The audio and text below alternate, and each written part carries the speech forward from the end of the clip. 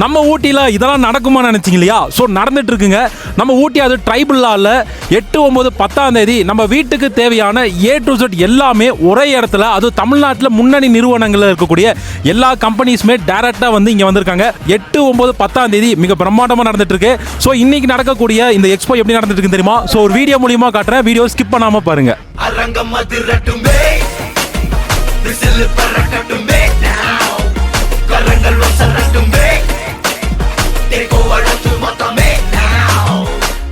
சிரிப்புள்ள பேசுதா இமயமல போல மாசுதா மனச பறிக்கிற கிரேசுதா ஜெனசி ஒன்ன பத்தி பேசுதா குக்கு குக்குலி